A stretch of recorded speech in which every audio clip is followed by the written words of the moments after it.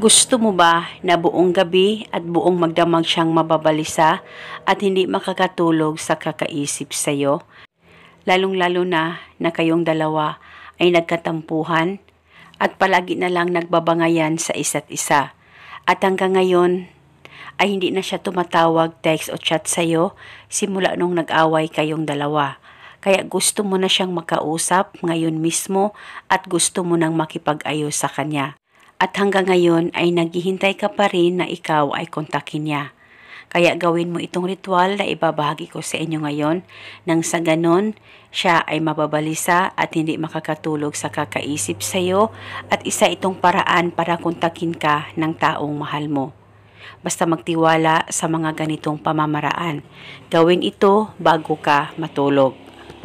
Ang gagawin mo lamang ay kumuha ka ng papel at panulat at isulat mo sa papel ang kanyang tunay na pangalan at apelido ng 3 beses. Pagkatapos, lagyan mo lamang ng kaunting laway mo ang papel na sinulatan mo ng kanyang pangalan at tupiin mo itong papel pagkatapos mong malagyan ng laway mo.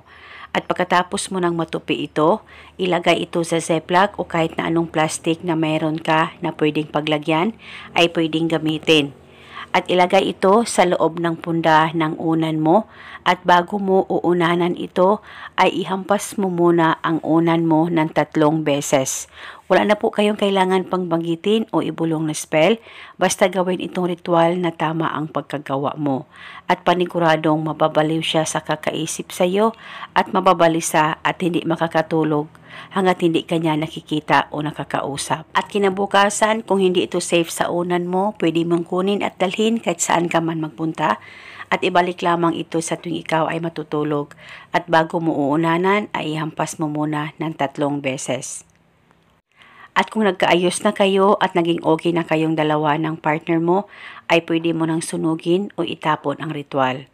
At eto muna sa ngayon, maraming salamat po sa panonood. May God bless us all.